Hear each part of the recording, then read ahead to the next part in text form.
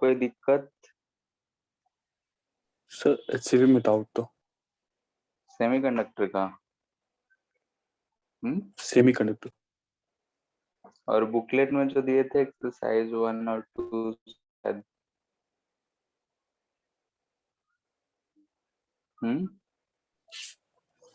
Yes sir. Sir booklet में एक doubt है। ठीक है। सेम एचसी वर्मा बोल लो पहले।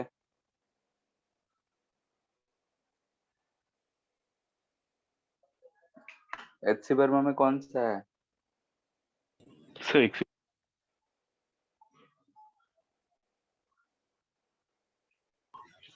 Sir question number 15।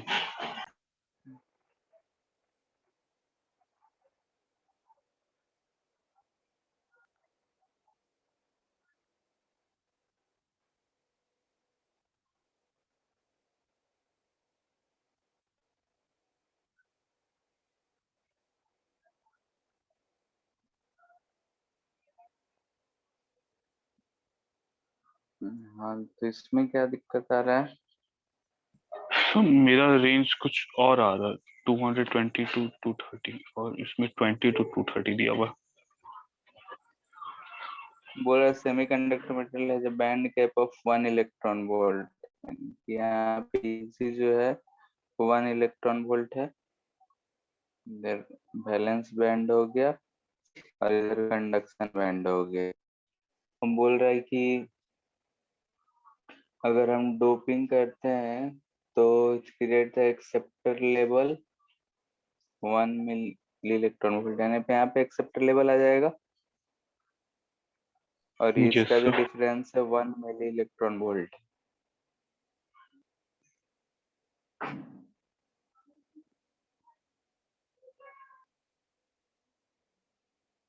तो शायद हाँ,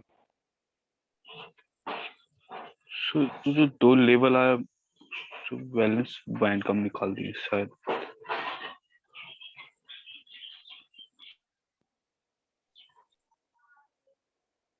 चेक कर लेना एक बार, क्योंकि फॉर्मूला यस बेस्ड है और कुछ तो कर नहीं सकते इसमें। यस सर ठीक यस। है। और sir 19। PN junction is reverse bias. The current become almost constant at 25 micro ampere. ठीक है।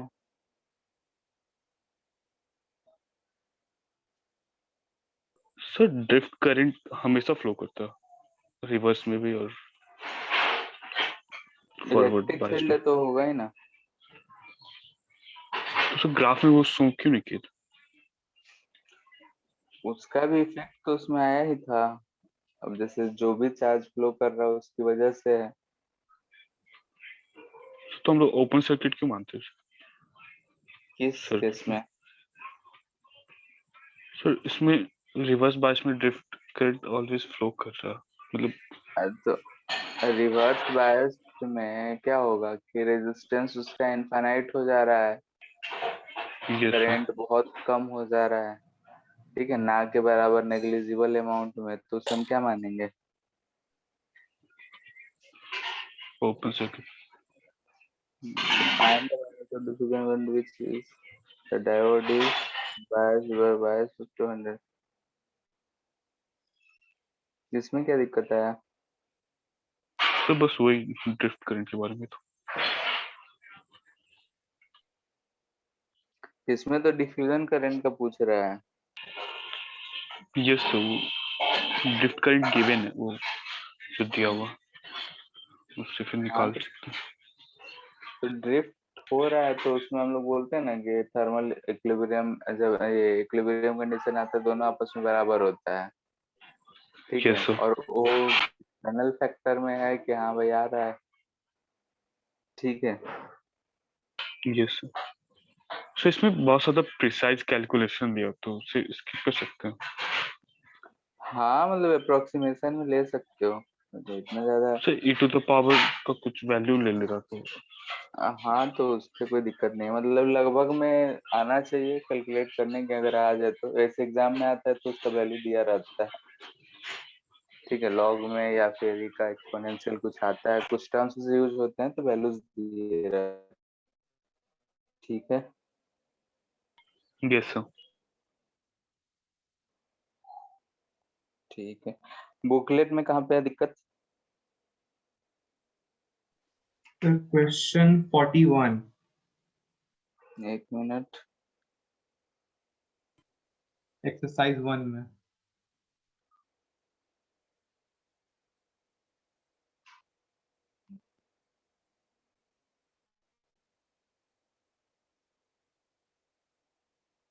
और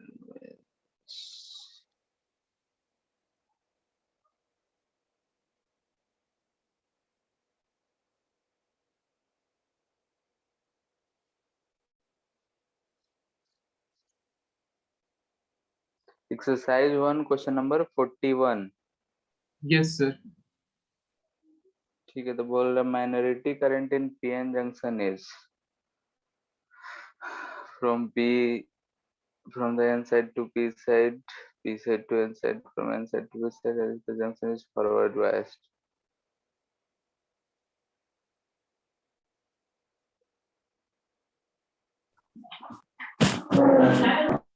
What from the n side to p side?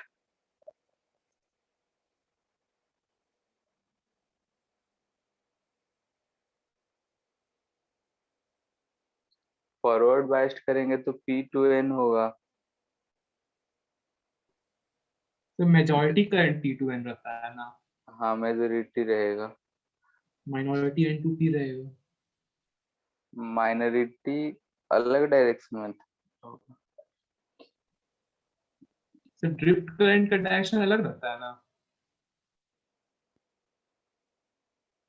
जैसे कि है कि अगर हम इसे फॉरवर्ड बाइस्ड कर रहे हैं, ये p हो गया n हो गया, तो होल्स इधर, इलेक्ट्रॉन्स इधर थे, मेजोरिटी होगा, इलेक्ट्रॉन्स में जो होंगे इधर मूव करेंगे, होल्स जो होंगे इधर, तो अपोजिट डायरेक्शन हो जाएगा।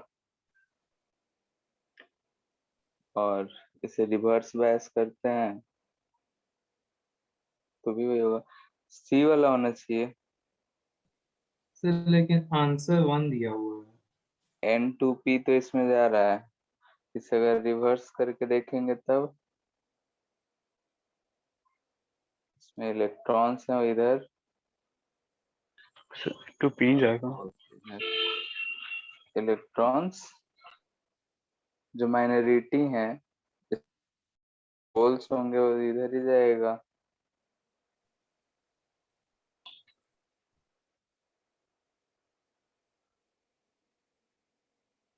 उल्टा ही जाना चाहिए। Yes sir. सर और ड्रिफ्ट उसी फ्लो करता है, पोटेंशियल हाई पोटेंशियल। हाँ, जैसे माइनॉरिटी चार्ज कैरियर्स के बारे में पूछ रहा है कि जो माइनॉरिटी चार्ज कैरियर्स हैं, यानी कि पी में जो है इलेक्ट्रॉन्स किधर मूव करेंगे, इलेक्ट्रिक फील्ड का अपोजिट डायरेक्शन में। तो माइनॉरिटी करंट का डायरेक्शन पूछ रहा है। अच्छा, तो ड्रिफ्ट करंट का माइनॉरिटी, डायरेक्शन होगा दोनों में ना। हाँ, तो माइनॉरिटी चार्ज कैरियर के कारण ही ना होगा। पी तो इलेक्ट्रिक फॉरवर्ड फील्ड के बायस, डायरेक्ट तो क्या? फॉरवर्ड बायस में होता है माइनॉरिटी चार्ज कैरियर की वजह से माइनॉरिटी करंट, और रिवर्स बायस में मेजॉरिटी कैरियर की वजह से होता है माइनॉरिटी करंट।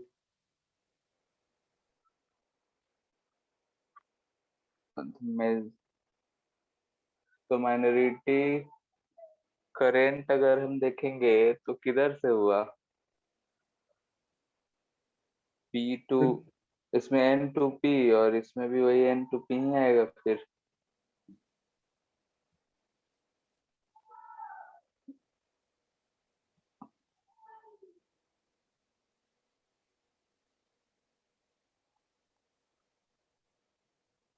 इसे क्लियर कर दीजिए।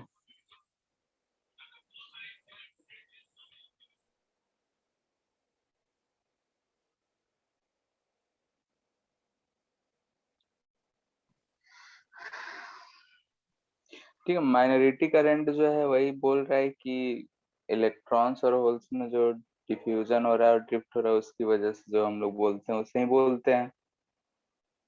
ठीक है, तो माइनॉरिटी करंट अगर हम लोग बात कर रहे हैं तो अगर पीएन जंक्शन को फॉरवर्ड बायस रखे हो, ठीक है,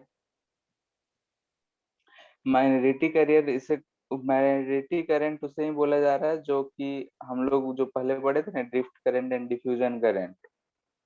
yes sir.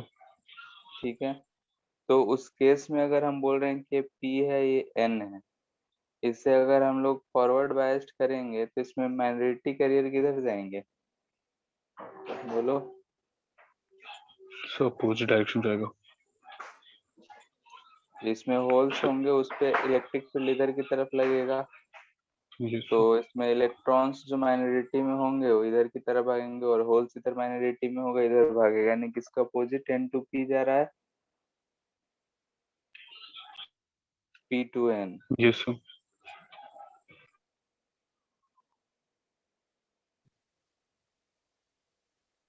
P to N ही आ रहा है। तो हम ऐसा सोचे थे कि जो माइनॉरिटी कैरियर इंजेक्शन होता है फॉरवर्ड बायस में, वो उसका हम्म, मेजॉरिटी करंट है, और जो ड्रिफ्टिंग ऑफ इलेक्ट्रॉन्स की वजह से होता है वो उसका माइनॉरिटी करंट है। इसी तरह से दिया तो होता शायद ड्रिफ्टिंग तो एनसीईआरटी में। हमें, हाँ ड्रिफ्टिंग वाले को ही माइनॉरिटी कहते हैं। तो फॉरवर्ड तो बायस में ड्रिफ्टिंग वाला माइनॉरिटी रहता है, और रिवर्स बायस में ड्रिफ्टिंग वाला मेजॉरिटी रहता है।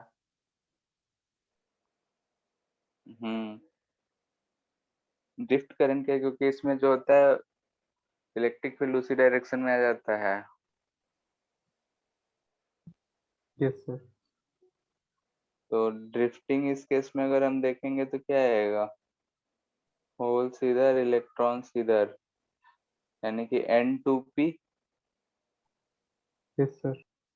और उस डायरेक्शन में देखेंगे तो डिप्लीशन रीजन बढ़ जाएगा और होल्स इधर की तरफ, मेजोरिटी में जो होगा, जो मतलब बैरियर बढ़ जाएगा तो होल्स पे जो फोर्स लगेगा, जो भी करंट होगा ड्रिफ्ट की वजह से रहेगा, तो ड्रिफ्ट वाला मेजोरिटी में रहा तो इसमें होल्स वाला मेजर, ठीक है, एन टू पी ही आ रहा सर रिवर्स बायस में वो माइनॉरिटी रहेगा फिर। है। रिवर्स बायस्ड में जब इसका डिप्लीशन रीजन बढ़ जाएगा तो जो ज्यादा कम करंट होगा इस होल्स पे, जो हमारा बोल रहे हैं कि फोर्स लगने, इलेक्ट्रॉन्स पे फोर्स लगने की वजह से होगा, जैसे इसमें यस इलेक्ट्रॉन्स सर। होंगे, इस पे इधर की फोर्स होल्स पे इधर, तो उसकी वजह से तो कम करंट रहेगा, जो तो बीच में माइनॉरिटी बोलेंगे। ड्रिफ्टिंग हो रहा है। हाँ, तो कम जो रहेगा उसी में माइनॉरिटी करंट कहेंगे। सर इसमें कोई करंट ही नहीं फ्लो कर रहा, सबसे ज्यादा जो है वही कर रहा। तो जैसे इसमें क्या होता है, करंट जो भी होता है ड्रिफ्ट की वजह से होता है, रिवर्स यस में सर। तो हम लोग बोलते हैं, तो ड्रिफ्ट को मेजोरिटी में बोला जाएगा, और जो रेगुलर करंट हम लोग चेक करना चाह रहे हैं उसे हम बोल रहे हैं माइनॉरिटी में है। बैरियर क्रिएट हो गया है तो जो चार्जेस मूव करेंगे तो बहुत कम मात्रा में करेंगे, जिसके पास एनर्जी तो ज्यादा होगा वही कर पाएगा। Yes sir. क्योंकि रिवर्स बायस में जो हम लोग करंट लेते हैं वो ड्रिफ्ट की वजह से ही होता है। ठीक है, और सर 42। और इसलिए बोल रहे थे कि एनसीईआरटी अच्छे से पढ़ो, क्योंकि छोटे छोटे पॉइंट्स, हर पॉइंट अगर कुछ छूट जा रहा है तो वहां पे मिल जाएगा। 42, दो एंड ज्वाइन कर देते हैं, there will be not,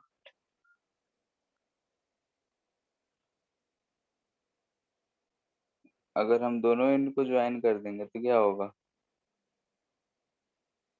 equilibrium पे रहेगा।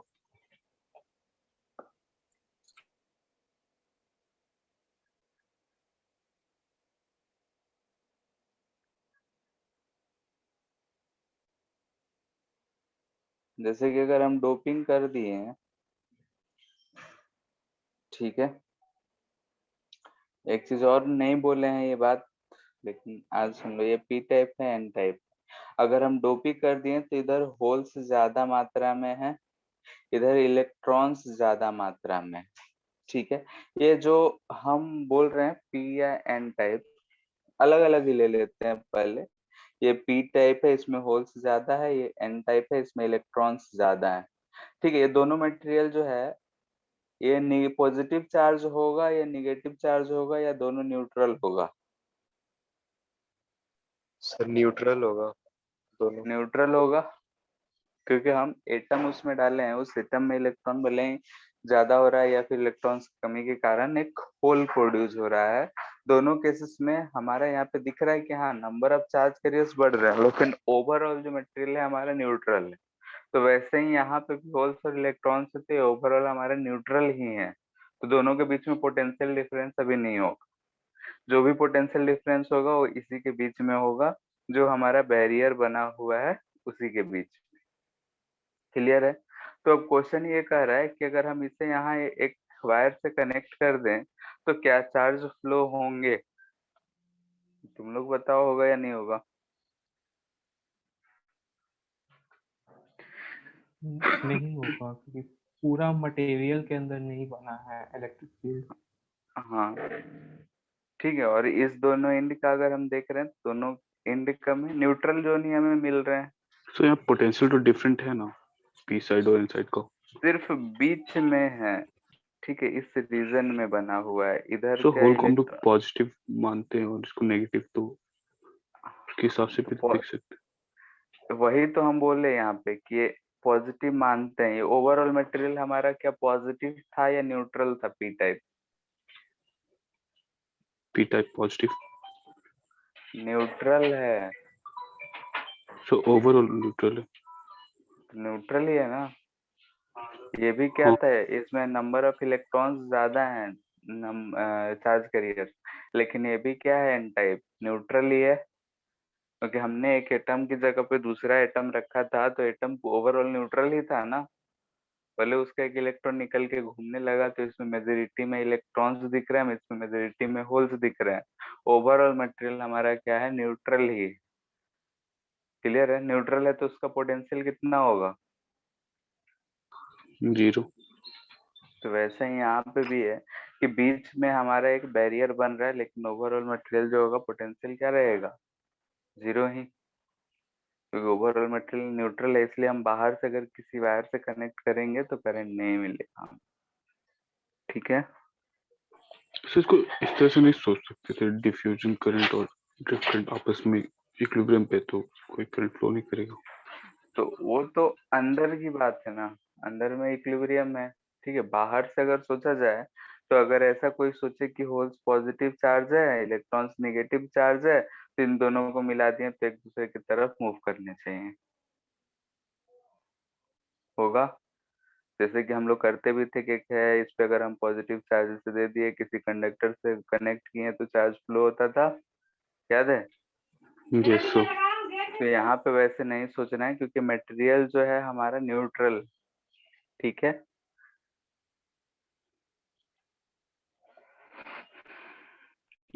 और दिक्कत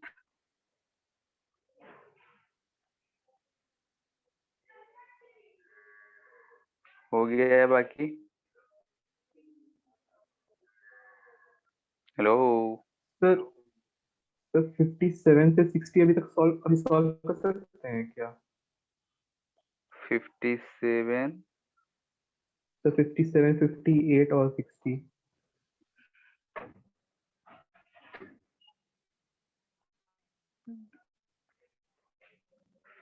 यूज ऑफ इन्वर्टर, इन्वर्टर का यूज तो वहीं से पढ़ी से नहीं जानता।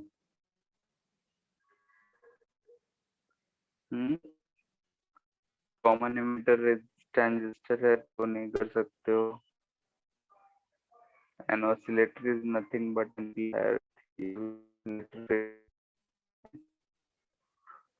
ट्रांजिस्टर, ट्रांजिस्टर का है इधर।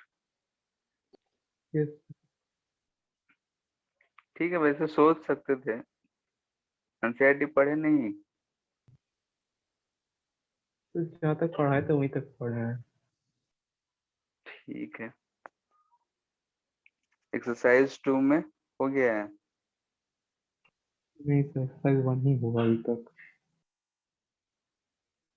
ठीक है, तो आज कर लेना 2 और 3 भी। 3 तक ही है ना? Yes sir. Yes sir. ठीक है, 2 3 पूरा कर लेना, और ये लॉजिक गेट भी आज देख लेंगे। ठीक है, बहुत ही आसान होगा लॉजिक गेट में, सर आज कंप्लीट हो जाएगा। Most probably. देखते हैं, अब ज्यादा कुछ बचा हुआ है नहीं।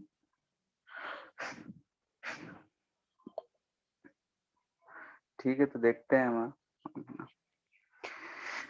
तो हम लोग पढ़ रहे थे ट्रांजिस्टर्स। ठीक है, तो ट्रांजिस्टर में हम लोगों ने देखा था कि अगर हम लोग बैटरी से कॉमन अगर कैसे लगाते हैं, तो उसके भी ऊपर common base transistor, common emitter transistor या कॉमन कलेक्टर ट्रांजिस्टर कर सकते हैं। तो मोस्टली जो हमें कॉमन बेस और कॉमन एमिटर ही यूज होता है, तो ये दोनों से ज्यादा पूछे जाते हैं, तो उन्हीं दोनों के बारे में हम लोग चर्चा करते हैं। तो लास्ट क्लास शायद कॉमन बेस के लिए हम लोग बनाए थे, अब यहाँ अगर कॉमन एमीटर के लिए हम बनाते हैं, ठीक है, एनपीएन ट्रांजिस्टर हम बना रहे हैं, सीईटी यानी कि कॉमन एमीटर ट्रांजिस्टर एनपीएन होगा, और सीईटी को हम बना रहे हैं। ठीक है, अगर हम एक्टिव रीजन के लिए हम बात कर रहे थे कि एक्टिव अगर रहे हमारा ट्रांजिस्टर, तो इसके लिए क्या कंडीशन होना चाहिए? बेस और एमीटर बेस फॉरवर्ड होना चाहिए, और बेस कलेक्टर रिवर्स बायस्ड होना चाहिए। ठीक है, ये कंडीशन था हमारा एक्टिव ट्रांजिस्टर होने का। तो वही हम NPN CET active transistor draw कर रहे हैं यहाँ पे। ठीक है, यहाँ पे एमीटर जो है कॉमन लेना है, तो जो भी कॉन्स्ट कॉमन लेना है उसे हम नीचे रखेंगे।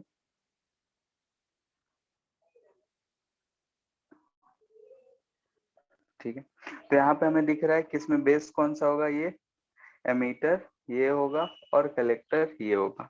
एमीटर में एनपीएन बनाना है, तो एरो किधर बना है? बेस टू एमीटर या एमीटर टू बेस? बोलो, सिंबल है, इसमें एरो किधर होना चाहिए? Sir base to emitter. Base to emitter. ठीक है, तो ये हमारा ट्रांजिस्टर बन गया। अब इसे हमें ऐसा कनेक्शन देना है, यानी कि बेस और एमीटर जो होना चाहिए फॉरवर्ड बायस्ड।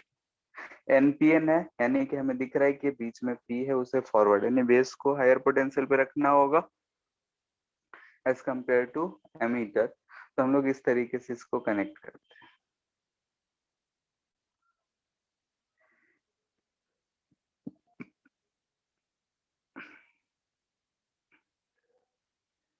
ठीक है, यहाँ से कनेक्शन हो गया, तो हम यहाँ पे अर्थिंग भी कर देते हैं ताकि इसका पोटेंशियल 0 रहे।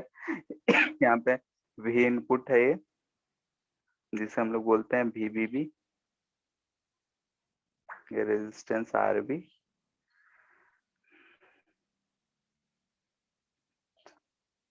इसमें जो करंट बह रहा होगा वो आईबी जा रहा होगा।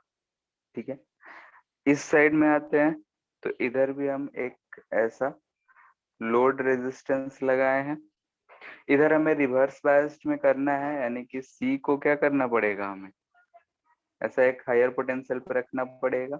इसे भी हम बोल रहे हैं वेरिएबल, अगर चेंज करना हो तो इसे हम लोग बोल देते हैं वीसीसी। अब यहाँ पे अगर ध्यान से देखें, तो अगर हम इस दोनों के पॉइंट के बीच में एक वोल्ट मीटर लगाएंगे, तो हमें क्या रीडिंग मिलेगा? भी बी और ई के बीच का पोटेंशियल मिलेगा,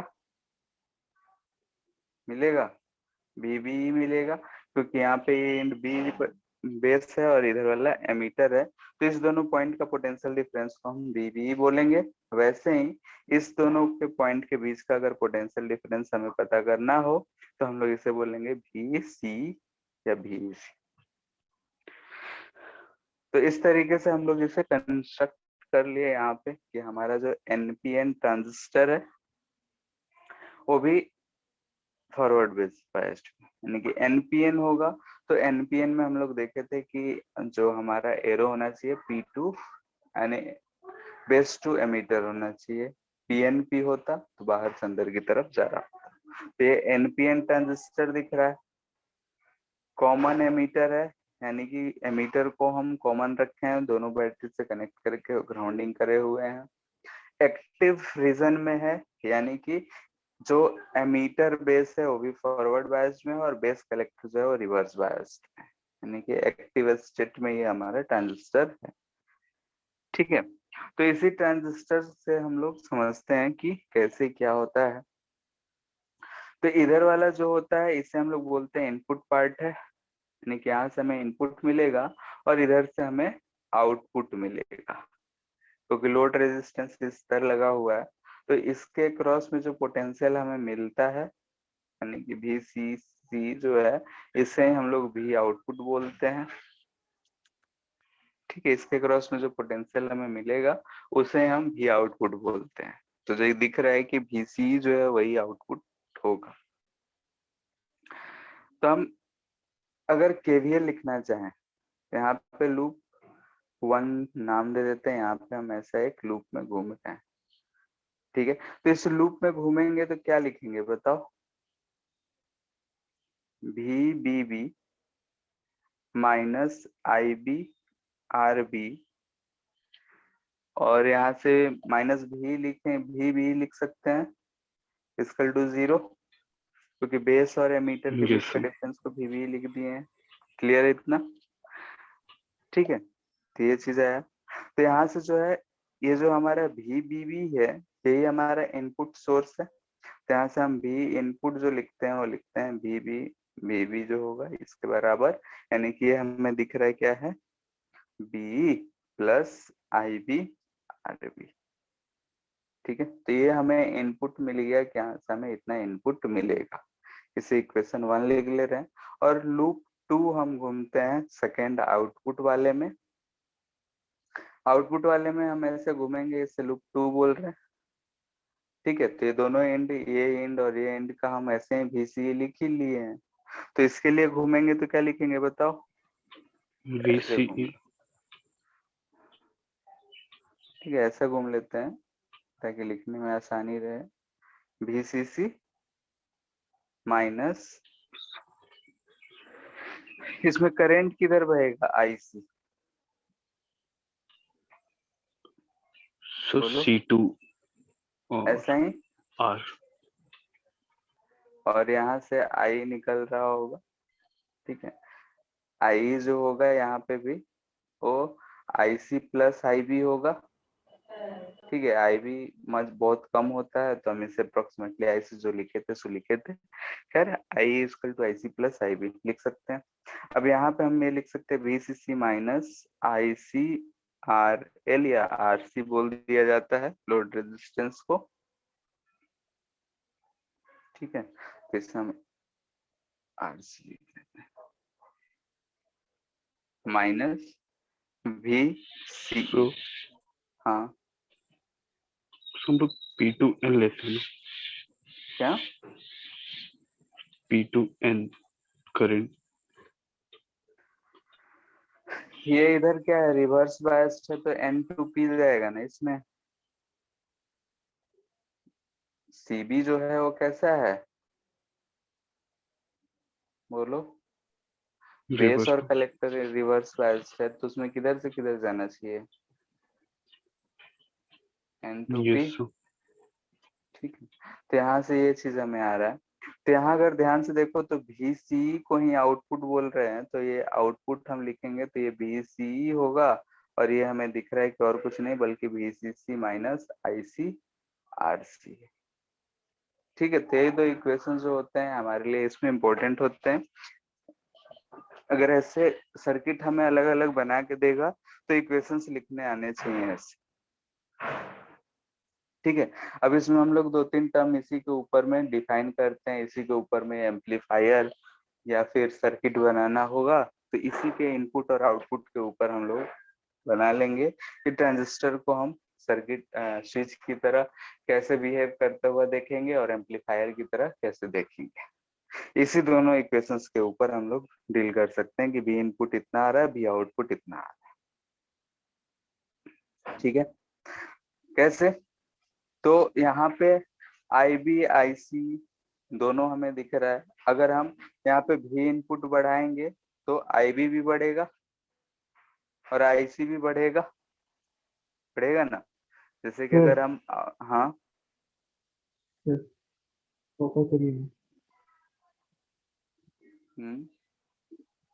बीई और सी, वीबी और वीसी का सर साइन कैसे डिसाइड करेंगे? किसका? वीबीई और वीसी का साइन कैसे डिसाइड करेंगे? ई तो जीरो पोटेंशियल पे है, ई का पोटेंशियल क्या है? जीरो है। तो बी जो होगा वो तो वैसे ही चेक कर लेंगे, ग्राउंडिंग इसलिए तो कर लेते हैं। ठीक है, अब यहाँ पे हम लोग इसी दोनों इक्वेशन के ऊपर दो चीज डिफाइन करते हैं, एक इनपुट कैरेक्टरिस्टिक,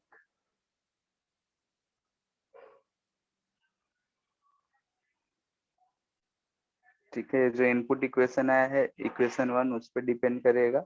इसमें क्या कहता है इनपुट कैरेक्टरिस्टिक कि कीपिंग वी सी कांस्टेंट। ठीक है, वी सी को अगर हम कांस्टेंट कर दें then variation of I B with V B, ठीक है, बीबी के से जो वेरिएशन होगा उसे हम लोग कहते हैं इज कॉल्ड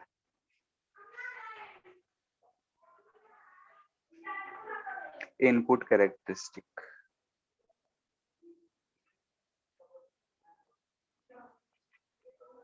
ठीक है, ये चीज जो कहलाता है हमारा इनपुट कैरेक्टरिस्टिक कहलाता है, यानी कि आई बी का वेरिएशन वीबी। वीबी कहने का मतलब कि अगर हम वीबी यानी कि इनपुट वाला चेंज करेंगे, इनपुट पोटेंशियल चेंज करेंगे तो हमें दिख रहा है वीबीई भी चेंज होगा और उसके थ्रू करंट आई बी जो है वो भी बढ़ेगा। ठीक है, आई बी जो है बेस से एमीटर की तरफ जो करंट बह रहा है ट्रांजिस्टर के अंदर उसे ध्यान देना है। तो अगर हम लोग उसका फॉरवर्ड बायसिंग कर रहे हैं तो फॉरवर्ड बायस में अगर हम पोटेंशियल बढ़ाएंगे तो करंट बढ़ेगा। तो ये वाला जो अगर हम इसका वेरिएशन का ऐसा ड्रॉ करेंगे आई बी वर्सेस वी बी, तो सोच के बोलो कि कर्व कैसा जाना चाहिए? क्या हमारा फॉरवर्ड बायस्ड वाला जैसा होना चाहिए? क्योंकि B और E यहाँ पे दिख रहा है कि फॉरवर्ड बायस्ड में। लास्ट क्लास वाला फिगर को ध्यान दो, क्या और फिगर बनाए?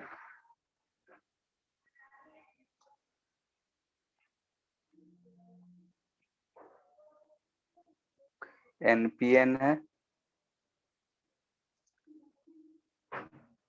ऊपर वाले फिगर से भी देख सकते थे। तो यहाँ पे ये NPN है, ये बेस हो गया, ये एमीटर हो गया और इधर कलेक्टर हम बोल रहे हैं।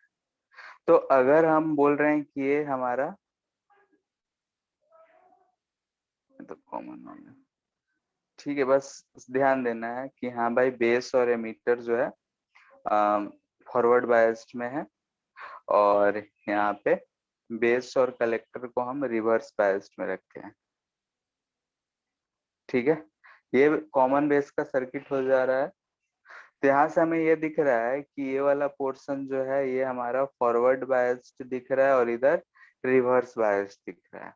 तो अगर हम फॉरवर्ड बायस्ड में पोटेंशियल बढ़ाएंगे तो हमें क्या मिलेगा कि ये वाला जो बैरियर है वो कम होगा और इस केस में P2N हमें करंट मिलेगा, इंक्रीज होगा, मिलेगा।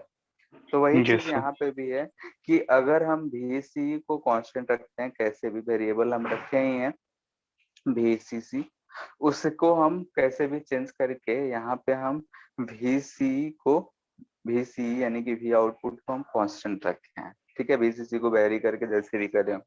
अब अगर हम यहाँ पे VBE बढ़ाएंगे, यानी कि बेस और एमीटर के बीच का पोटेंशियल बढ़ाएंगे, तो दिख रहा है ये फॉरवर्ड बायस में पोटेंशियल बढ़ा रहे हैं, यानी कि हमारा जो बैरियर है वो कम हो रहा होगा, यानी कि हमें IB जो है बढ़ता हुआ दिख रहा होगा। तो इसका जो कर्व आता है वो ऐसा आता है, याद रखना है। ठीक है, इस तरीके का आएगा, यानी कि फॉरवर्ड बायस में जैसा रहता था वैसा ही।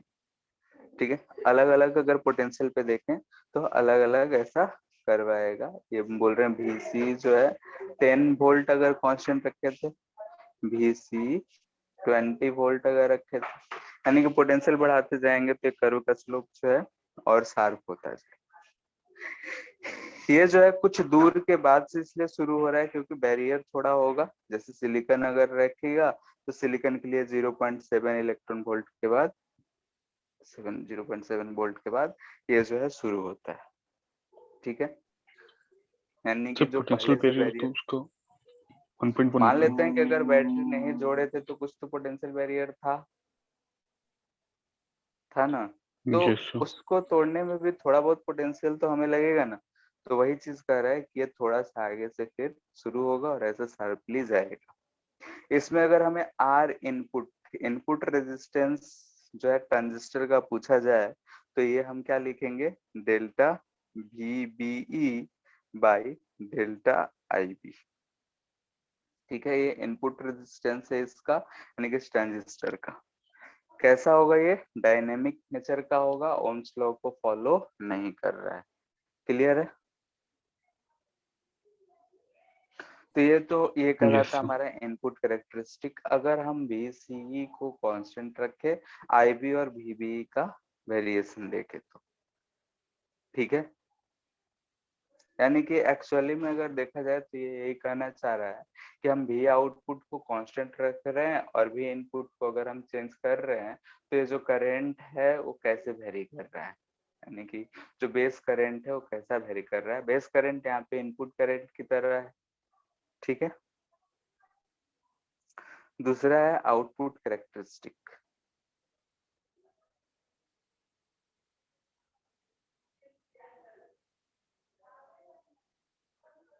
ठीक है, आउटपुट कैरेक्टरिस्टिक भी वैसा ही है, यानी कि कीपिंग इसमें हम लोग क्या करते हैं, इनपुट कैरेक्टरिस्टिक को कांस्टेंट रखेंगे, यानी कि कीपिंग IB कांस्टेंट।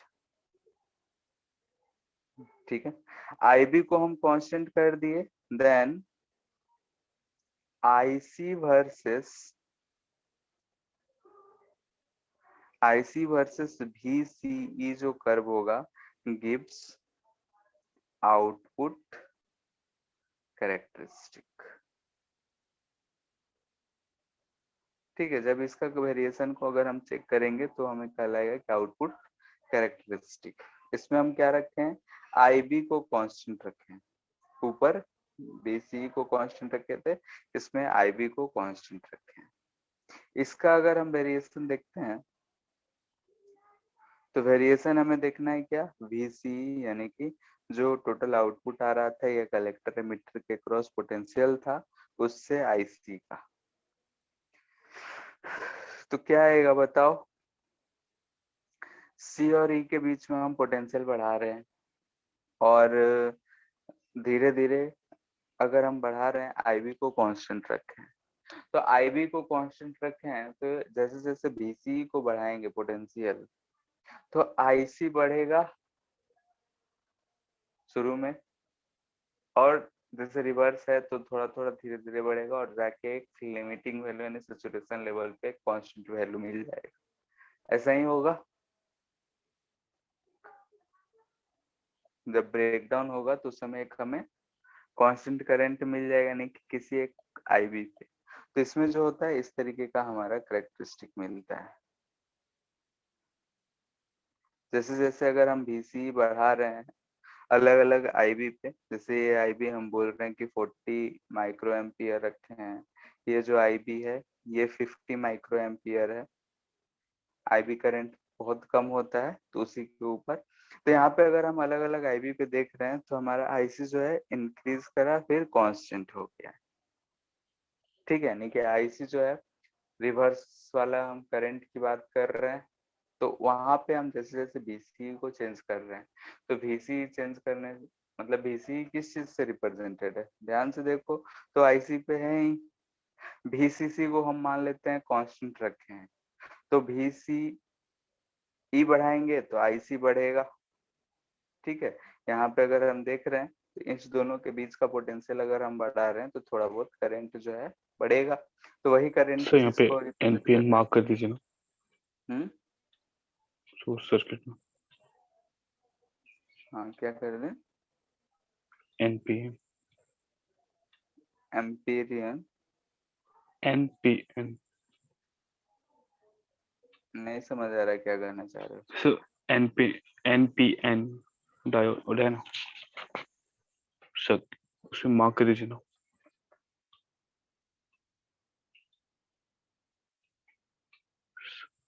NPN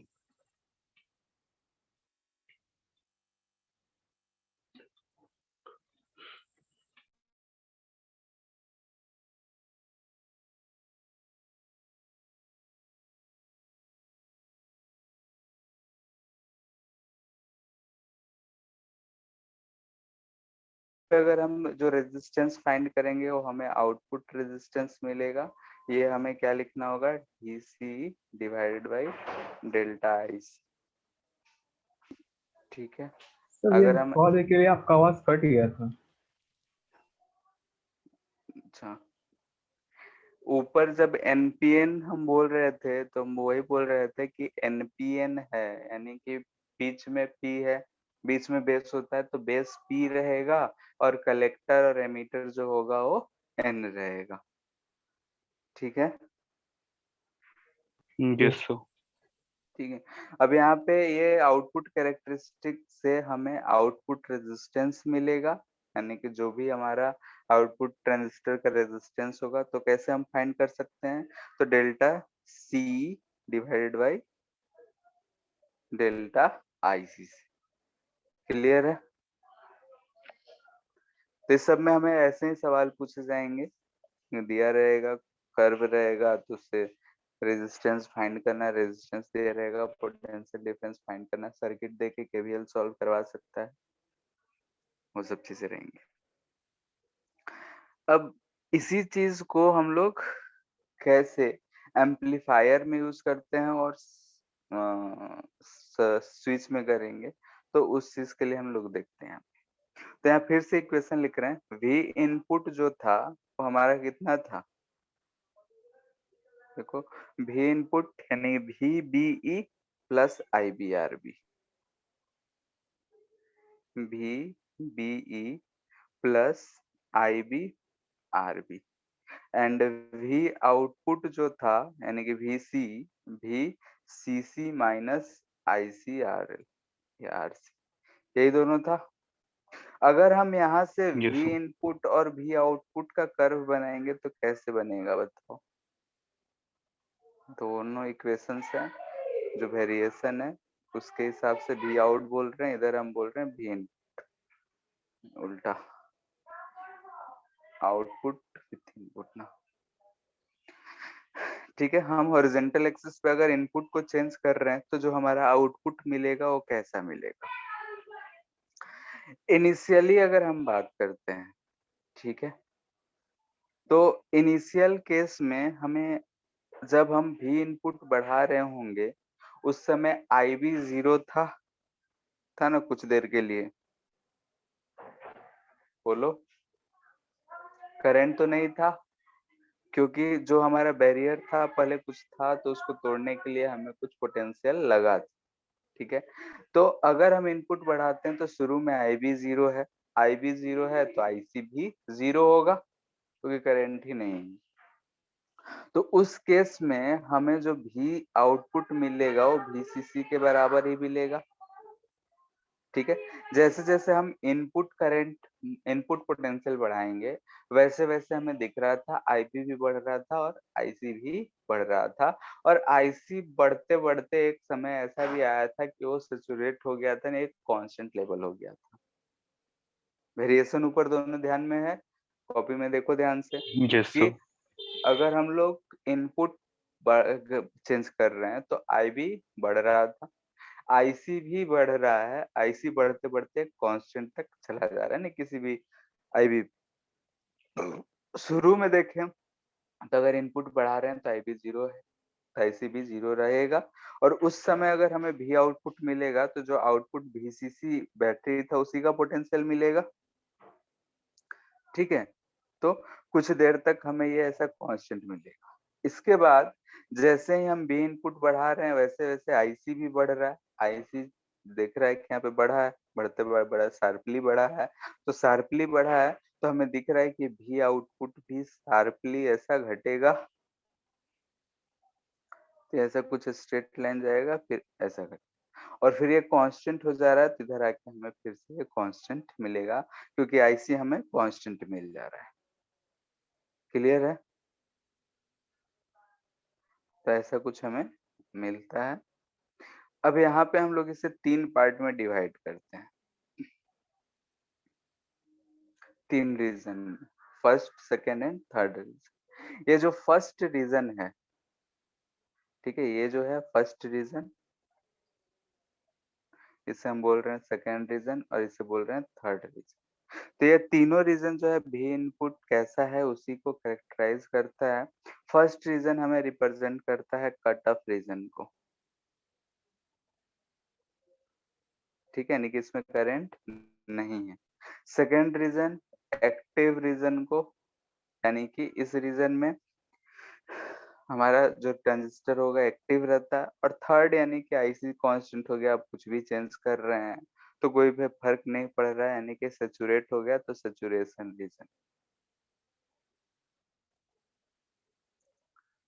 ठीक है। यानी कि अगर हम वेरिएशन के ऊपर देखें तो ये जो है हमारा 3 रीजन में डिवाइडेड है। 3 रीजन में एक को हम बोलते हैं कट ऑफ रीजन, दूसरे को एक्टिव रीजन और तीसरे को सैचुरेशन रीजन। तो इसी तीनों रीजन को यूज करते हुए हम लोग या तो एम्पलीफायर यूज बनाएंगे या फिर स्विच बनाएंगे। तो एम्पलीफायर जो होता है वो एक्टिव रीजन में काम करता है। कैसे? तो उसी चीज को देखते हैं। ट्रांजिस्टर एज एम्पलीफायर, एम्पलीफायर का क्या काम होता है बोलो, बोलो। एम्पलीट्यूड इंक्रीज करना। ठीक है, इंटेंसिटी या फिर जो भी चीज रहता है उसका मैग्नीट्यूड को बढ़ाने का हम बोल सकते हैं।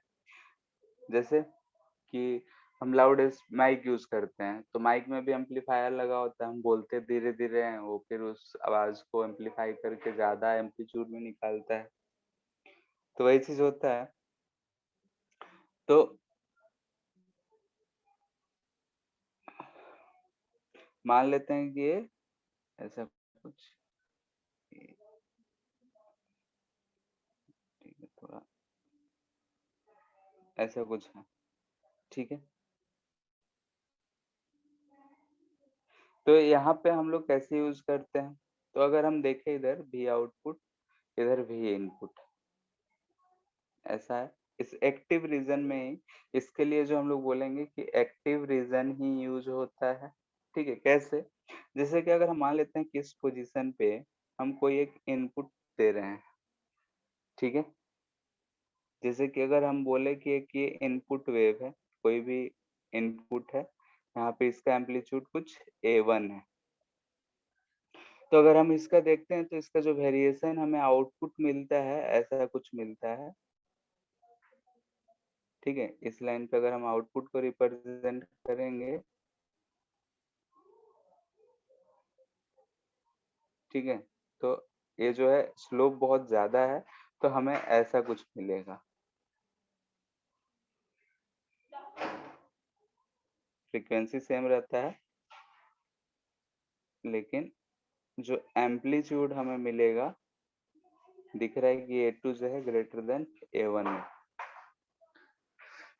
ठीक है। तो जो हमारा एम्पलीफायर होता है वो एक्टिव रीजन में यूज होगा, यानी कि जो हम इनपुट देंगे तो इनपुट में क्या हो रहा है कि जो इनपुट एम्पलीट्यूड है उसे ये बढ़ा दे रहा है, यानी कि उसका इंटेंसिटी होगा तो इंटेंसिटी बढ़ा देगा, एम्पलीट्यूड कर रहे हैं तो एम्पलीट्यूड बढ़ा दिया है।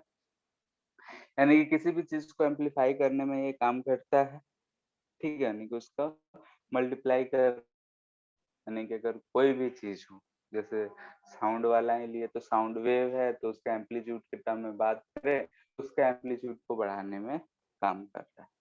तो जो ट्रांजिस्टर है इसे अगर हमें एम्पलीफायर की तरह यूज करना है तो ये एक्टिव रीजन में काम करता है। और ये जो है कोई भी चीज, कोई भी अगर वेव, अगर हम बात कर रहे हैं, जो भी इनपुट हम दिए हो उस इनपुट का ये आउटपुट जो देगा उसमें एम्पलीफाई करके देगा। क्लियर है? किस रीजन में काम होगा तो हम बोलेंगे कि एक्टिव रीजन में काम करता है। ठीक है, वैसे ही अगर स्विच की बात कर रहे हैं, ठीक है, अगर एम्पलीफायर को अगर हमको स्विच की तरह काम में लेना है तो स्विच की तरह काम लेना है तो हम ऐसा कुछ सिस्टम बनाते हैं कि ये जो डिक्रीजमेंट हो ये लगभग ज्यादा रेंज ना रहे। ठीक है, यानी कि हमें ऐसा दो रेंज ही मिले कि एक अगर हम ये भी इनपुट है, ये भी आउटपुट है, तो हमें यहाँ पे कोई एक वी नॉट मिला है, यानी कि यहाँ पे थोड़ा सा रेंज रहता है। ऐसा नहीं है कि एक ही पॉइंट पे हो जाए, लेकिन हम लोग ऐसा सर्किट बनाने का कोशिश करते हैं कि एक पर्टिकुलर पोटेंशियल पे ही ऐसा हो जाए, लेकिन ऐसा होता नहीं है, थोड़ा बहुत रेंज रहता ही रहता है। तो यहाँ पे हम इधर देख रहे हैं कट ऑफ रीजन है और इधर देख रहे हैं तो सैचुरेशन रीजन है। तो अगर हम एक्टिव रीजन को किसी तरीके से बहुत कम कर दें, यानी कि भी इनपुट जरा सा बढ़ाएं तो एकदम शार्पली आउटपुट घट जाए, तो ऐसे केस में हमें दिखेगा कि एक ऐसा पोटेंशियल वी नॉट है जिससे कम पोटेंशियल रहेगा, तो हमें कट ऑफ यानी कि करंट नहीं मिलेगा, और इससे ज्यादा पोटेंशियल रहेगा तो करंट हमें मिलेगा। दिख रहा है? तो अगर हम इसमें कट ऑफ देख रहे हैं तो करंट जो था वो 0 था, इस रीजन में जा रहे हैं तो आईसी जो है ये कांस्टेंट हो जा रहा है। तो हम इस दोनों रीजन का ही यूज करते हैं जो स्विच, यानी कि कौन कौन सा रीजन, तो कट ऑफ रीजन और सैचुरेशन रीजन। अगर हमसे कोई भी पूछे कि हम किसी को भी ट्रांजिस्टर को स्विच में कैसे यूज कर सकते हैं, तो स्विच में करने के लिए हम क्या करते हैं, तो इसका जो वेरिएशन है, जो इनपुट और आउटपुट है, उसमें हम जो रीजन देखते हैं उसमें देखते हैं कि कट ऑफ रीजन और सैचुरेशन रीजन। ठीक है, अगर हमें एम्पलीफायर की तरह यूज करना है तो एम्पलीफायर के लिए एक्टिव रीजन को यूज करेंगे।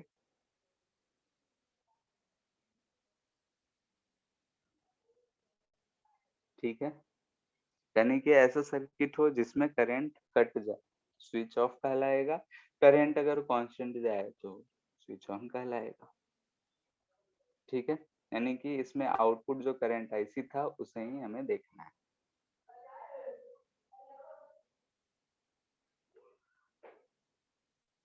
इतना बाद में कोई दिक्कत?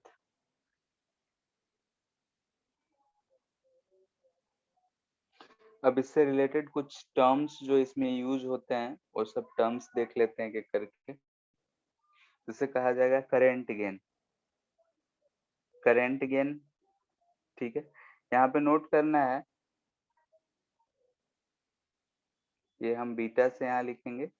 अगर फॉर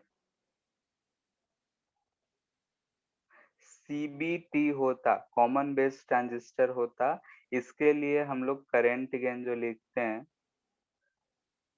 वो लेते हैं अल्फा से। ठीक है, तो अल्फा बीटा दो नोटेशन इसमें यूज होता है, तो यहाँ पे हम यूज कर रहे हैं बीटा, यानी कि हम जो चीज लिए हैं कॉमन एमिटर ट्रांजिस्टर यूज कर रहे हैं, तो कॉमन एमिटर ट्रांजिस्टर में जो करंट गेन लिखेंगे हम लोग वो बीटा से लिखेंगे। ठीक है, अब यहाँ पे हम लोग बीटा बात कर रहे हैं, तो अगर एसी इनपुट है तो एसी के लिए बीटा अगर हम बोल रहे हैं तो क्या आएगा, बोलो करंट गेन है, कितना गेन हुआ है ये चीज को रिप्रेजेंट करेगा। तो ये क्या चीज, कुछ रेशियो बता रहा होगा, किस चीज का रेशियो होगा, बोलो। IC by IB. Output by input. ठीक है, जो भी इनपुट है, तो इस केस में जो हमारा आउटपुट है वो क्या है, आईसी था, और इनपुट क्या था, आईबी था। तो हम डेल्टा आईसी बाई आईबी, वही अगर डीसी में यूज करते तो ये भी डीसी हो जाता, आईसी बाई आईबी। ठीक है। इसके बाद एक टर्म यूज होता है पोटेंशियल या फिर वोल्टेज गेन। ठीक है, पोटेंशियल या वोल्टेज गेन, ये क्या चीज होगा बोलो, इसे हम लोग एवी से रिप्रेजेंट करते हैं। ठीक है, एसी के लिए लिख रहे हैं तो क्या लिखेंगे, we output by we input, यही होगा। Yes sir.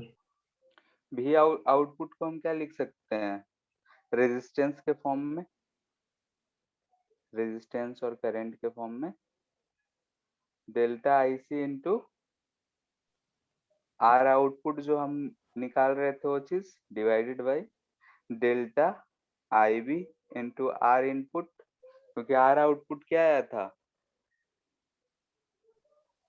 सर एसी वाले एक्सप्रेशन में डेल्टा लिखे हैं और डीसी वाले में डेल्टा हटा क्यों दिए हैं?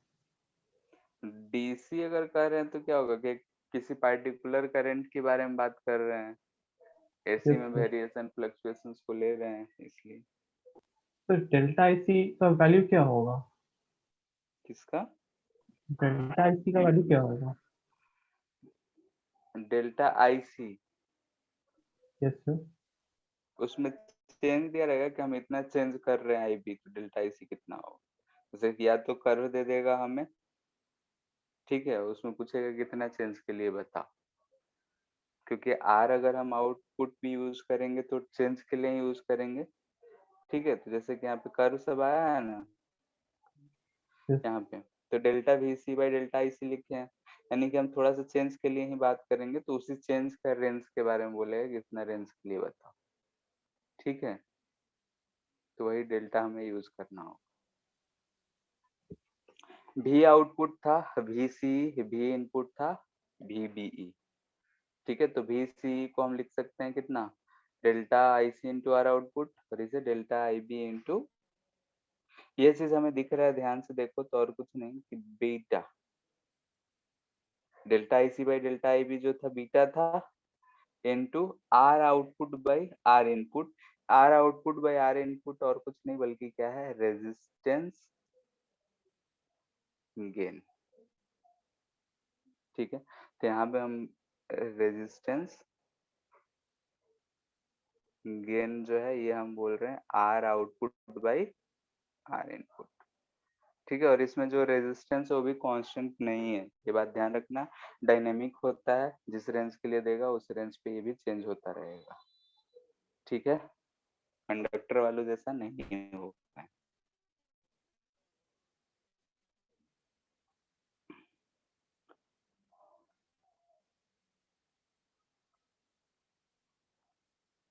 इसके बाद है ट्रांस कंडक्टेंस। क्वेश्चन कहीं भी दिखेगा तो बहुत इजी पूछ जाएगा हमसे, फॉर्मूला बेस्ड।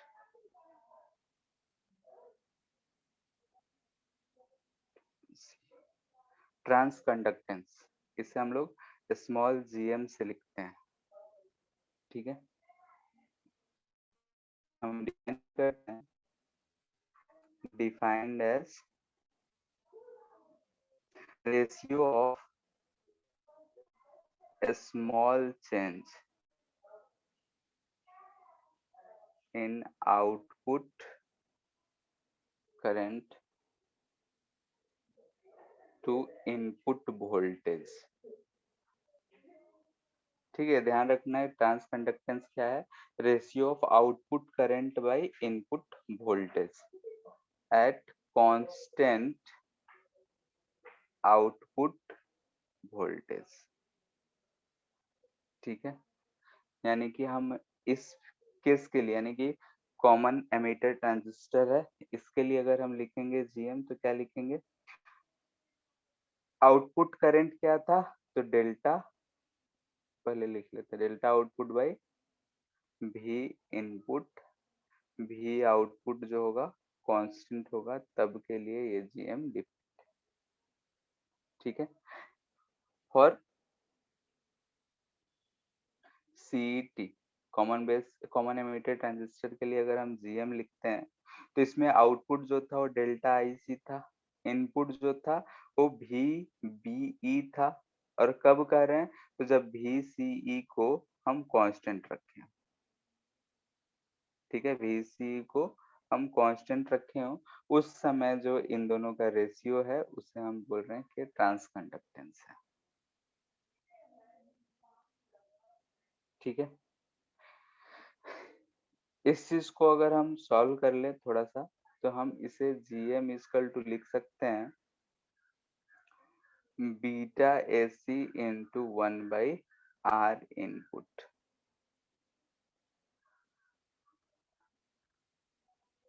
ठीक है, बीटा बी को हम लिख सकते हैं delta I B into R input, तो delta I C by delta I B जो हो जाएगा बी बीटा की टर्म हो जाएगा, यानी current gain by R input जो होता है वो हमारा जीएम यानी ट्रांस कंडक्टेंस कहलाता है।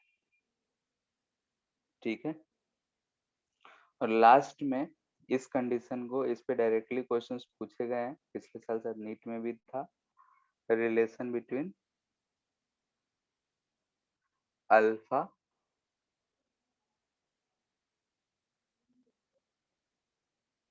And beta. ठीक है, अल्फा एंड बीटा के बीच में रिलेशन, तो बीटा तो हम जानते हैं कि ये जो आया delta I C upon delta I B है। अल्फा क्या होगा बोलो, अल्फा जो है ये भी क्या है, करंट गेन है, और सीबीटी यानी कि कॉमन बेस ट्रांजिस्टर के लिए। ठीक है, ये क्या है तो current gain for common base transistor. थोड़ा सा दिमाग दौड़ाओ तो कॉमन बेस ट्रांजिस्टर में आउटपुट जो मिलेगा वो हमें क्या मिलेगा, कलेक्टर डेल्टा वाला आई। ही। Yes sir. ठीक है, डेल्टा आई सी, और इनपुट क्या हो जाएगा, डेल्टा आई। आई हो जाएगा। ठीक है, तो ये चीज आ गया, तो यहाँ से हम लोग बीटा जानते हैं, अल्फा जानते हैं, तो और एक इक्वेशन जानते हैं, and I C plus I B जो था वो क्या मिल रहा था हमें, आई के बराबर मिल रहा था। ठीक है, अब इस तीनों का इक्वेशन को यूज करके हम लोग यहाँ से निकाल सकते हैं। तो यहाँ पे ध्यान से देखो तो आई को हम डिवाइड कर देते हैं दोनों तरफ, तो हमें क्या मिलेगा, सॉल्विंग हम डायरेक्ट लिख रहे हैं, ध्यान से देखो तो आई सी बाई आई ई यानी कि सर ये थर्ड वाला सीबीटी में था ना? सब में तो यही आता है ना, ये I C plus I B active कोई सा भी लेंगे तो यही करंट रहेगा।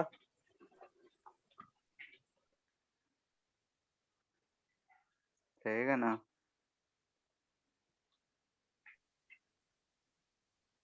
बोलो। ठीक है, तो I C plus I B equal to I है, तो इसको कैसे चेंज कर सकते हो, आईसी से हम इससे डिवाइड कर दे रहे हैं, तो आईसी से डिवाइड कर देंगे तो 1 plus I B by I C equal to I E by I C, यही मिलेगा।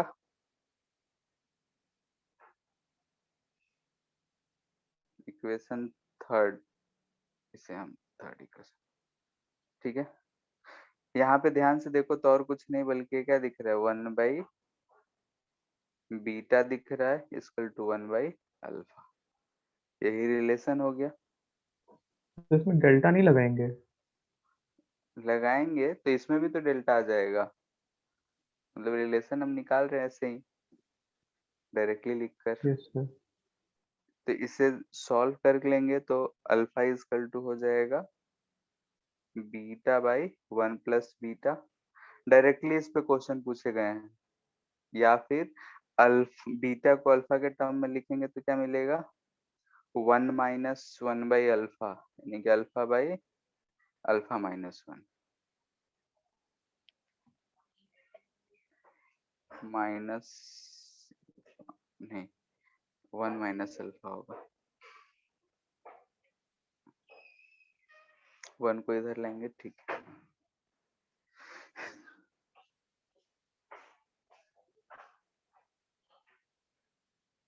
क्लियर है इतना?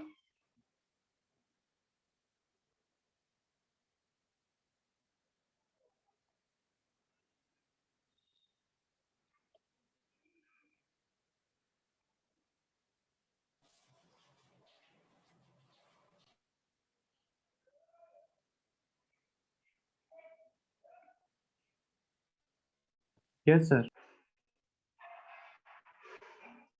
ठीक है, इस पे कुछ क्वेश्चंस देखते हैं।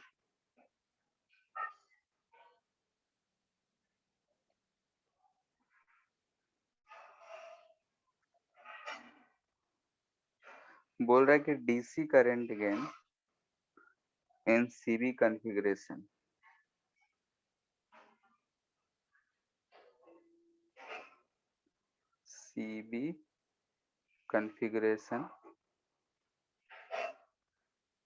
is 0.99.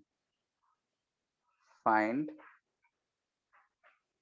DC current gain in CE configuration.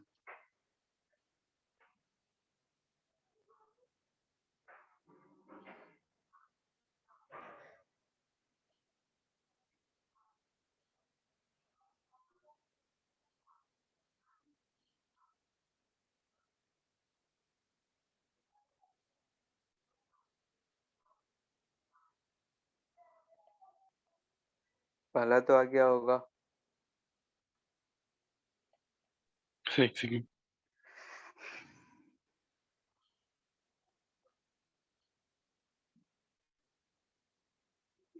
Sir पहला 99। पहला 99 नहीं है, ठीक है।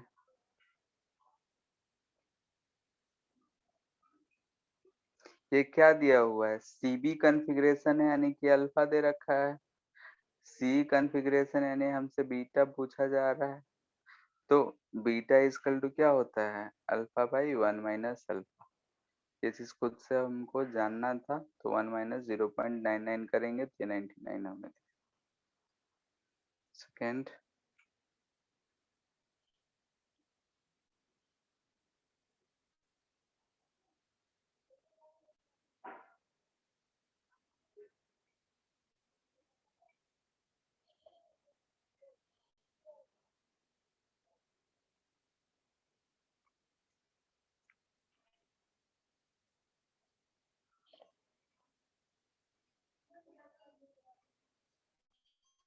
सर आईसी का वैल्यू 0.98 और आईबी का 0.02।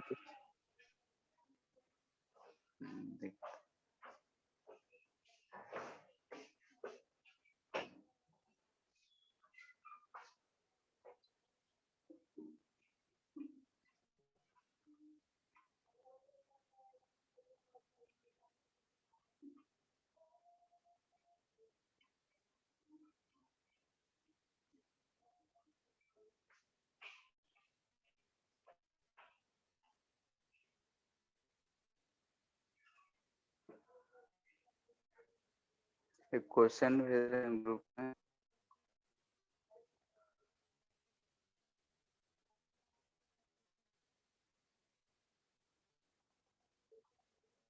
चला गया होगा।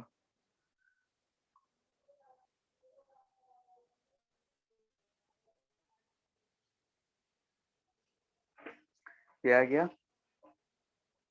अल्फा डीसी दे रखा है, आई और आई दे रखा है, सॉल्व कर सकते हैं। अल्फा क्या होता है? आईसी बाई आई, तो यहाँ से हमें आई दे रखा है तो आईसी मिल जाएगा, अल्फा इंटू आई। सॉल्व कर लेंगे तो कितना आ रहा है? 0.98 मिली एम्पियर। यस। ठीक है, और ये दोनों मिल गया तो हम जानते हैं कि IB प्लस IC जो होता है वो IE के बराबर होता है। तो यहाँ से IC पता चल गया, तो IB हम फाइंड कर सकते हैं, 0.02 हो जाएगा ना।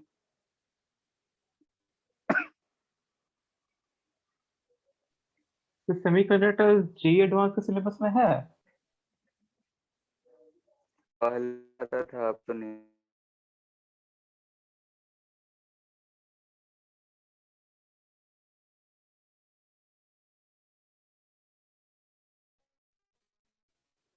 अब तो सिंबल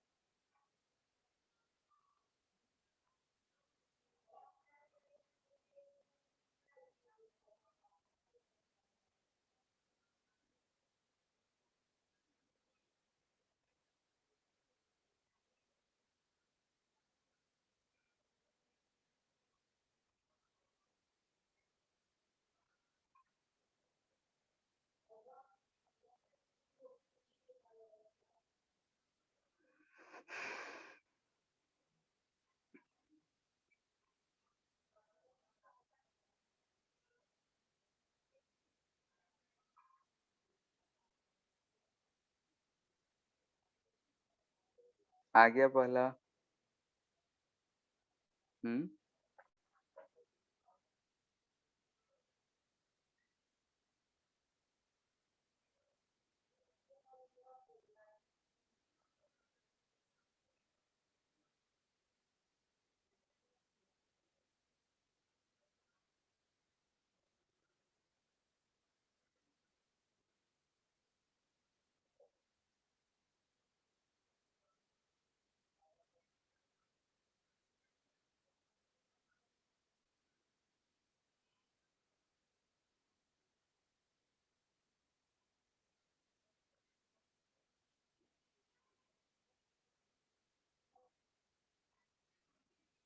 सेचुरेशन का कंडीशन दे रखा है, VC 0 वोल्ट हो, VB 0.8 वोल्ट हो।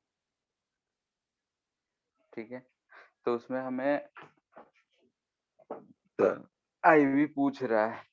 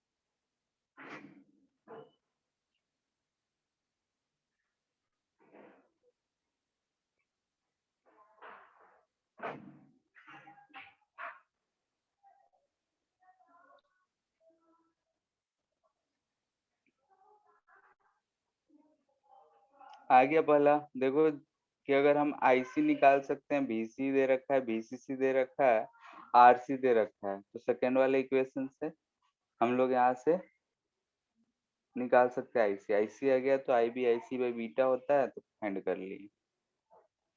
ठीक है, सेकेंड पूछ रहा है हमसे सो फर्स्ट का 80,000 था क्या? 20 माइक्रो एम्पियर आ रहा है ना फर्स्ट का, तो मिनिमम बेस करंट पूछ रहा है। सैचुरेशन जाने के लिए VC कितना दे रखा है, 0 दे रखा है। ठीक है, तो इस इक्वेशन VCC कांस्टेंट ही है 5 वोल्ट। RC का वैल्यू दे रखा है, तो यहाँ से हम IC फाइंड कर लिए और IB निकाल लिए। सैचुरेशन के लिए पूछ रहा है। तो सेकंड में पूछ रहा है कि V इनपुट बताओ when the transistor is switched on. Transistor को जब स्विच ऑन किए होंगे तो V इनपुट क्या होगा। तो V input VBE plus IBRB आ रहा था, ये आ रहा है ना। तो IB तो हम निकाल चुके हैं, VBE शायद दे रखा है 0.8 प्लस 20 इंटू RB कितना है 1000 माइक्रो किलो मिली हो जाएगा 2। तो ये हमें 2.8 वोल्ट दिख रहा है। क्लियर है। तो जो इक्वेशन हम लोग लिखे हैं, सर्किट दे रखा है, इक्वेशन लिखना है, सॉल्व करना है। तो सी जो बोल रहा है, हमसे पूछ रहा है कि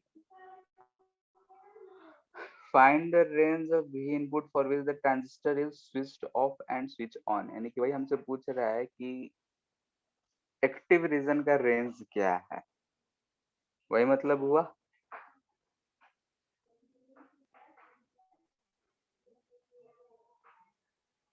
तो कब तक IC 0 रहेगा,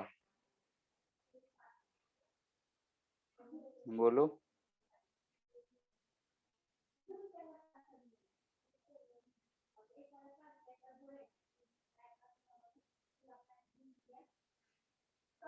पांच मिली एम्पियर।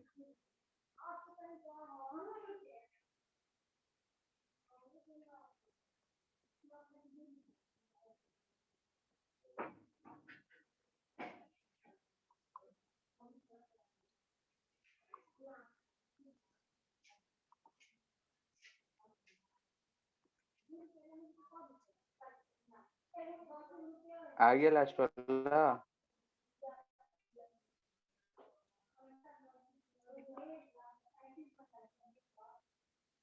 स्विच ऑन का तो सैचुरेशन लेवल दिख रहा है, यानी कि 2.8 वोल्ट पे आ रहा है।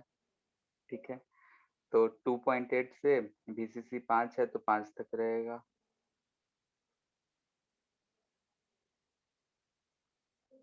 और मिनिमम देखने के लिए 0 से कहाँ तक फिर ऐसे 0 होगा,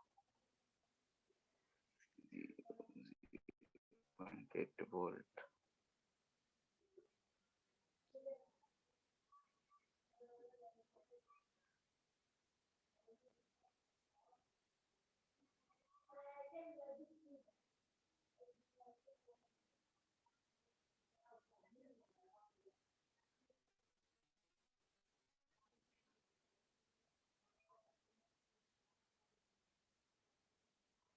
आ गया।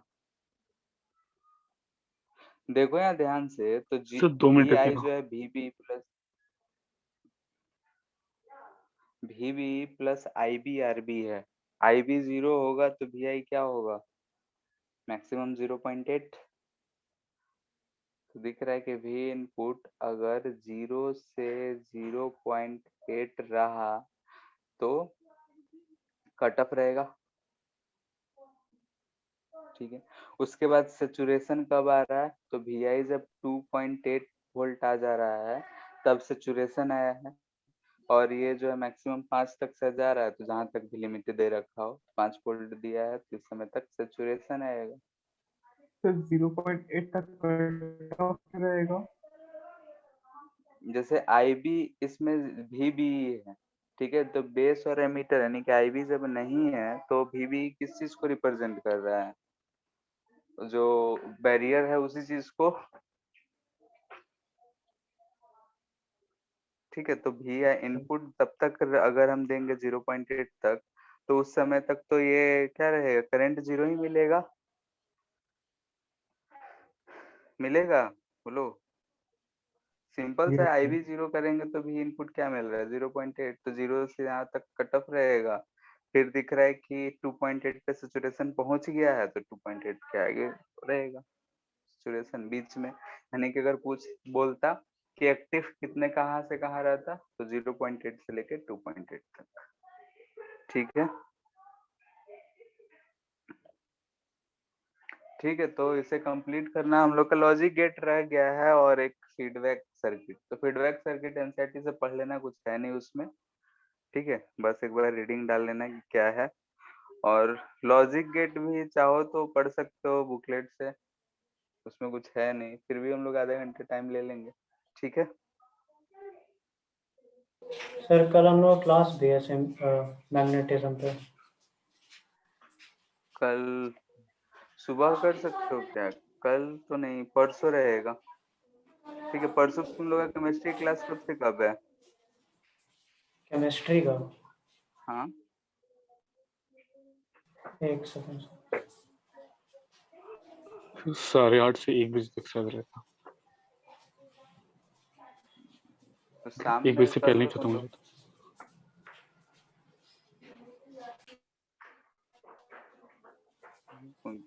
शाम में कर सकते हो परसों, बोलो। ठीक है सर। Yes sir. ठीक है, तो शाम में 4 बजे से यस संडे सर। को। ठीक है, ठीक है। सर नेक्स्ट क्लास में क्या शुरू करिएगा? Photo electric effect. Sir communication system. वो पढ़ लो, हम भी आज तक एक बार भी नहीं पढ़े हैं, ना पढ़ते वक्त ना पढ़ाते वक्त। ठीक है, सर इस साल भी बोर्ड से हटा दिया है। बोर्ड से शायद पिछले साल भी हटा था। Yes sir. ठीक है, रीडिंग डाल लेना क्या क्या होता है थ्योरेटिकल, वो हमको फिर से पढ़ना पड़ेगा पढ़ाने के लिए। ठीक सर है, नेक्स्ट कुछ है क्लास में नहीं फिर उसमें। लॉजिक गेट ये सब कंप्लीट नहीं करेंगे? लॉजिक गेट करेंगे तो लॉजिक गेट में 15 से 20 मिनट लगेगा ज्यादा से ज्यादा। ठीक है, क्योंकि उसमें सिंबल होता है, सिंबल याद रखना है कि हाँ ये इसका सिंबल है। और लॉजिक क्या देते हैं, वो लॉजिक बस, जैसे कि अगर आउटपुट मिल रहा है तो 1, आउटपुट नहीं मिल रहा है तो 0, 1 0 1 0, यानी बाइनरी सिस्टम यूज करते हैं। अगर आईटी कोई पढ़ा होगा तो उसमें बताया जाता है लॉजिक गेट्स।